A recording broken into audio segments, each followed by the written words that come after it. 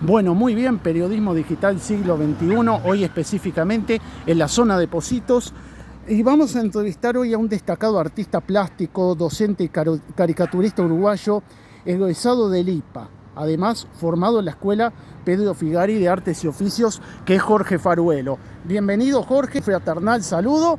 Y bueno, contanos básicamente, un poco de tu génesis, para hacer una introducción. Bueno, yo dibujo desde que tengo memoria, ¿no? Soy un niño dibujando todavía. Sí.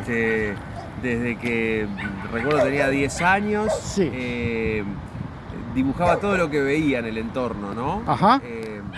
Dibujitos animados, las cosas que consumíamos en la época, hasta figuritas de los chicles, ¿no? Claro, claro. Y luego uno va creciendo y va tratando de profesionalizar eso. Sí.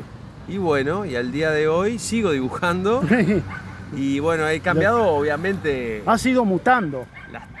la técnica, obviamente, que es lo que se va madurando, y los temas, ¿no? Sí, sí, claro. Jorge, en concreto, ¿cómo se dio, el gusto por la docencia y después, obviamente, por ser artista plástico y caricaturista? ¿Qué te llevó a eso? Mirá, el orden es primero las caricaturas. Sí. En la edad liceal yo empecé a experimentar con la caricatura. Ajá. Y la docencia va llegando más tarde. Cuando yo termino el bachillerato, en realidad no tenía claro que iba a ser docente. Claro, claro. Y empecé en realidad estudiando antiguos cursos de publicidad gráfica. Y después te especializaste en comunicación visual. Sí, ahí estuvo el tema, pero te diría que a partir de los 20 años, no fue algo que yo descubriera prontamente, lo de la docencia. Ajá. Bien. Jorge, más de 2 décadas exponiendo pinturas y acuarelas en Uruguay, Brasil e Israel, además de reconocimientos en esos países. ¿Qué sentís al respecto de proyectarte no solo para el Uruguay, para la región y para el mundo, por ende? Bueno, esos reconocimientos son un mimo, no hay que tomarlos muy al pie de la letra, porque a veces uno escucha eso y dice, bueno, ¿no? Son un mimo y un desafío a seguir mostrando lo que uno hace, porque te encontrás con la sorpresa de que hay gente en algunos otros lugares que está haciendo lo mismo, un poco mejor. El esfuerzo también, bueno, sin duda mejor también. Sí. Pero, y bueno, me permitió conocer realidades en San Pablo, sobre todo. Sí. Y bueno, es eso, te pone en contacto con otra gente que está transitando a veces con las mismas ganas, esfuerzo y esperanza, ese camino. Es por ahí. Específicamente en el Memorial de América de San Pablo pusiste. Sí, eso, sí. Además, en Montevideo pusiste en el World Trade Center, en Cinemateca, entre otros lugares, Museo Blanes, Sala Hugo Balso del SODE, etcétera, etcétera. Todo eso es correcto. ¿Qué sentís en tamaños lugares, ¿no? Tener tu arte, exponerlo. Bueno, en primera instancia lo que siento es cierto orgullo de haber logrado eso con emprendimientos bastante personales, ¿no? Claro, claro. No tanto dependiendo de a veces llamados o becas y demás, como que siempre me gestioné los lugares. Sí. Y lo que yo quería mostrar, sí, sin casarme mucho con realidades que a veces se te imponen en el medio artístico. Ajá. Eso lo destaco. Y bueno, sentís alegría, ¿no? Y sí, el desafío de ver que donde quedó la vara en la última instancia, tratar de superarlo.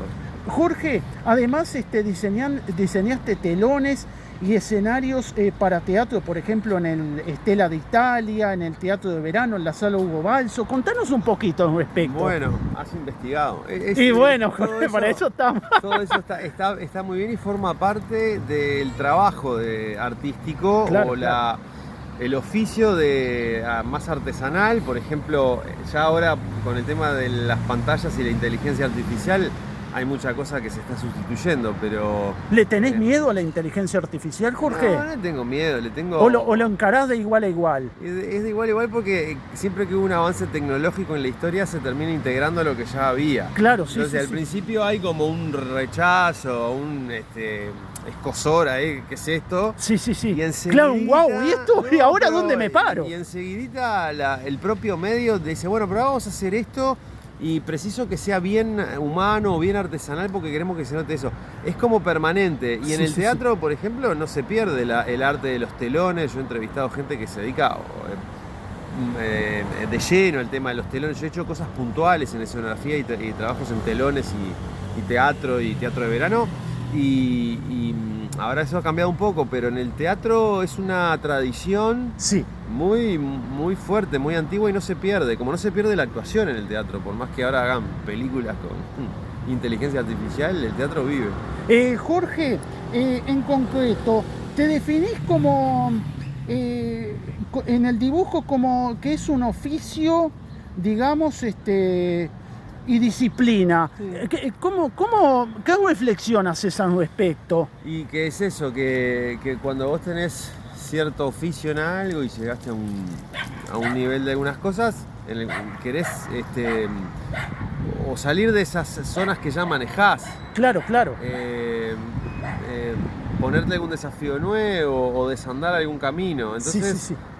O ver, bueno, te fascinó la obra de alguien y bueno, ¿y cómo lo hace? Entonces, claro. La única manera es ir con oficio y con trabajo y como el que entrena. O sea, esto no está muy... Podría ser un paralelismo con el entrenamiento de un deportista o de un atleta. Es decir, tenés que practicar y te tiene que salir y porque la gente lo asocia mucho a una habilidad innata que hay, pero después si vos no ves cómo funcionan algunas cosas, no vas a avanzar. Jorge, y en el medio, con el tema de la caricatura, ¿hay mucha competencia? Digamos, ¿es una competencia sana? ¿Se llevan bien entre ustedes? La caricatura es un área que está muy lateral en muchas cosas del arte, como con mayúsculas, entonces queda siempre como asociada o a los medios gráficos de prensa que cada vez publican menos. Sí, claro, y es más todo digital, obviamente. Exacto. Y bueno, y si no, algunas cosas más vinculadas a la ilustración o el humor, el cómic, entonces a veces lo miran medio por arriba del hombro. Pero yo es un rubro que lo respeto muchísimo, sobre todo la caricatura política, que creo que es la que logra mechar, digamos. Sí, y quedarse enganchada a la historia. Sí, coincido. Porque vos podés hacer una caricatura de alguien que se casa y le regalamos entre amigos y es divertido y queda un poco por ahí. Claro. Pero después la caricatura que está asociada a la historia. Que sube un peldaño más, digamos. Y se asocia a la historia más del arte, de las naciones o del Río de la Plata. O del mundo también, de la geopolítica. Exactamente. Y esa es la que tiene perspectiva y queda... Bueno, y es lo que pasa con las obras de Goya, por ejemplo, que era un caricaturista de su época. Ajá. Jorge, digamos, también sos caricaturista, estuviste ilustrando también, trabajando para editoriales y empresas públicas y privadas. Describinos un poquito eso también. Y bueno, eso fue una etapa más joven mía, donde algunos trabajos que estaban muy asociados a describir con imágenes cosas que hoy se resuelve con inteligencia artificial, pero por ponerte un ejemplo, un manual de prevención de accidentes en el ámbito X. Entonces vos tenías que dibujar cómo tenía que estar vestido un obrero o el funcionario que cuelga los cables en un rodaje. Y eso increíblemente dibujé y había folletos y se imprimía. Y bueno, o para la Junta Nacional de Drogas hacer un afiche en una campaña para adolescentes, eso siempre se dibujó. Ahora estamos más acostumbrados a verlo con figuritas de Instagram, pero bueno, estuve, te diría que entre los 30 y los 40, o finales de los 20 y pico, y principio yéndome de los 30 y algo, muy abocado a la ilustración y al diseño gráfico, o el dibujo para publicaciones tipo infantiles y libros, ¿no?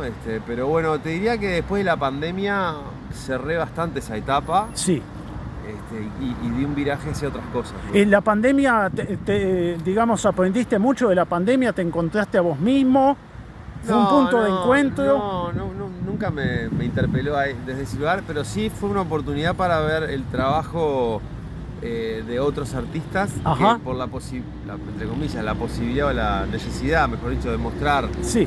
cosas a través de internet porque no podíamos salir o ir a un taller o conocí obras de gente en otros lados del mundo. Ajá. Se podría decir, sí, gracias a la pandemia en ese sentido, porque lo tecnológico que trajo la pandemia con Zoom o con más videos subidos a YouTube y gente que liberaba contenidos que empezaban a ser gratis para, bueno, un poco hacer Promocionarse y en fin. ¿no? Y esa no perder necesidad pisada. de comunicarnos de otra manera Sí. generó que yo viera cosas que capaz que no sé si capaz que las encontraba, pero en otro momento, ¿no?